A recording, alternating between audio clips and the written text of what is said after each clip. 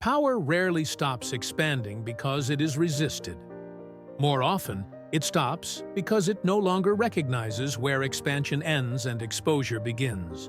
Strength, when extended without interruption, begins to reorganize itself into assumption.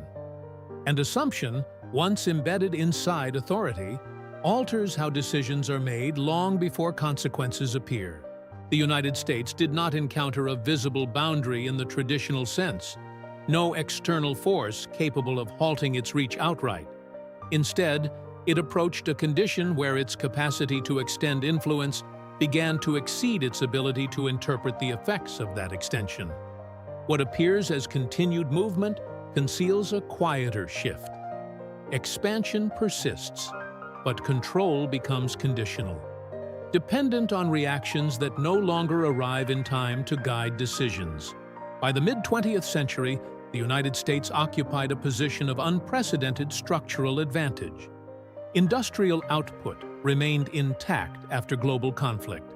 Financial institutions were reorganized around its currency, and military reach extended across multiple continents. The Bretton Woods system established monetary alignment, while alliances formalized through NATO and other agreements embedded American authority within the security architecture of Europe and beyond. Domestically, federal institutions expanded administrative capacity, coordinating economic growth with political stability. Expansion during this period was not only territorial or military, it was institutional, financial, and procedural. Authority operated through systems that appeared self-reinforcing, capable of projecting influence without immediate strain. The boundaries of action seemed distant, abstract, almost irrelevant. And yet, even within this configuration, the conditions of control began to shift. Expansion required maintenance, and maintenance introduced delay. Military commitments multiplied across regions with differing political realities, while economic integration exposed domestic systems to external volatility. Decisions made in Washington extended outward through layers of intermediaries, each translating authority into local conditions that could not be fully observed or corrected in real time. The structure remained intact, but responsiveness began to slow. Policies designed to stabilize one region often produced secondary effects in another. Financial interventions intended to preserve currency dominance altered capital flows in ways that required further intervention. Each decision, justified within its immediate context, narrowed the range of future options. Authority did not appear to weaken. It accumulated obligations. And those obligations, once established, resisted reversal. A trade agreement adjusted supply chains across continents, while domestic industries adapted without certainty about long-term protection. The structure held, but its outcomes dispersed unevenly. As expansion continued into the late 20th century, the mechanisms of influence grew more complex. Military presence evolved into permanent deployment, financial systems integrated with global markets, and political authority extended through both formal alliances and informal dependencies. The United States operated not only as a state, but as a central node within overlapping systems of power. This position required constant calibration, yet calibration depended on feedback that increasingly arrived too late to prevent misalignment. Interventions undertaken to preserve stability often assumed that control could be reasserted through scale. Larger commitments were interpreted as demonstrations of credibility, reinforcing the belief that authority remained intact. But scale altered perception. Actions intended to signal strength were interpreted differently by those subject to them, introducing ambiguity into the very mechanisms meant to enforce clarity.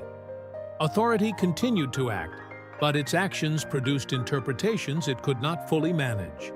A security guarantee reassured allied governments, while populations within those regions recalibrated their expectations of permanence and risk. The early 21st century intensified these dynamics.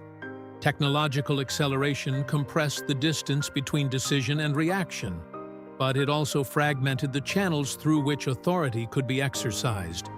Information moved faster than institutions could process it, reshaping public perception before policy responses could stabilize it.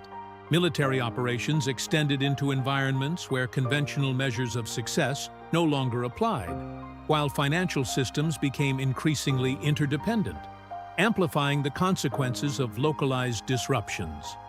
Authority remained expansive, but its coherence began to thin. Decisions made under conditions of uncertainty relied on models that assumed continuity with past outcomes. Those assumptions persisted even as the underlying conditions shifted. Expansion, once guided by observable limits, now operated within a landscape where limits were obscured by complexity. Regulatory adjustments stabilized markets in the immediate term, while long-term risk accumulated in forms that could not be directly measured. At the same time, domestic governance absorbed the weight of external commitments. Political institutions faced increasing pressure to reconcile global responsibilities with internal expectations. Legitimacy, once reinforced by visible outcomes, became entangled with processes that produced delayed or diffuse results. Authority did not lose its capacity to act, but its actions became harder to justify within a unified narrative of control. Legislation extended federal oversight into new sectors, while citizens navigated regulations whose origins and purposes were no longer immediately clear. The pattern continued. Expansion required coordination. Coordination required assumption. Assumption reduced flexibility. Each iteration reinforced the previous one. Authority adapted by increasing its scope, but increased scope further complicated adaptation. The system remained functional, yet its margins for error narrowed. Moments of apparent stability masked the accumulation of unresolved tensions. Economic growth coexisted with structural imbalances. Military presence persisted without clear endpoints, and political authority operated within frameworks that struggled to accommodate rapid change. Expansion no longer produced the same clarity of outcome. Instead, it generated conditions that required continuous management without definitive resolution. An infrastructure initiative promised long-term resilience, while local jurisdictions adjusted implementation timelines in response to shifting federal priorities. Eventually, the perception of expansion itself began to shift. Influence remained extensive, but it was no longer interpreted as unambiguous control. Allies recalibrated their dependencies. Adversaries tested boundaries incrementally, and domestic institutions operated within increasingly contested environments. Authority continued to extend outward, but each extension required negotiation with conditions it did not fully determine. This was not a moment of collapse. The structures of power remained intact, the capacity for action persisted, and the belief in recoverability endured. Yet the nature of expansion had changed. It no longer expanded into open space. It extended into systems already shaped by prior decisions. Each movement encountered resistance not as opposition, but as complexity, layers of consequence that could not be bypassed. A policy revision signaled renewed commitment, while regional actors interpreted it through the lens of previous adjustments. At this point, the limit does not appear as a boundary.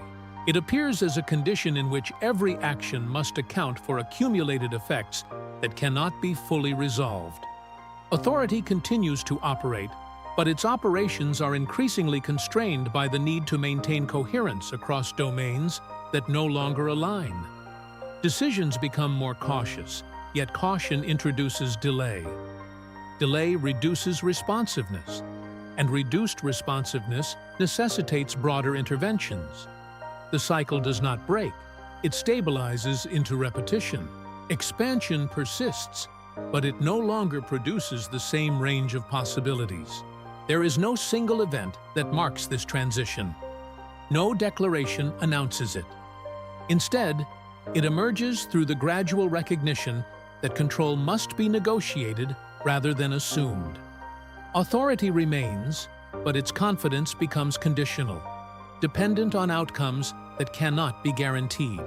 A funding allocation extends existing programs, while administrators adjust expectations in anticipation of constraints that have not yet been formally defined.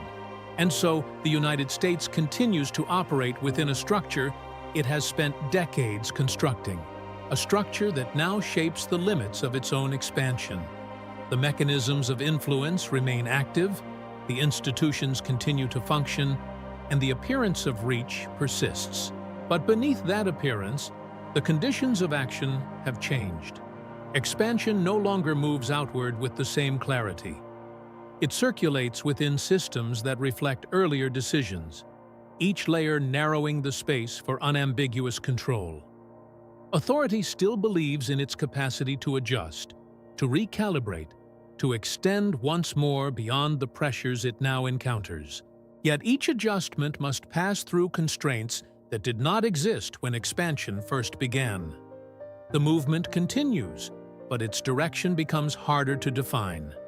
Options remain, but each carries the weight of accumulated consequence. And within that weight, authority begins to sense, not abruptly, but gradually, that the limits it once dismissed as distant have already been absorbed into the structure it now inhabits. If you found meaning here, you're welcome to explore more on Timeless Questions, where we examine history not for answers, but for understanding.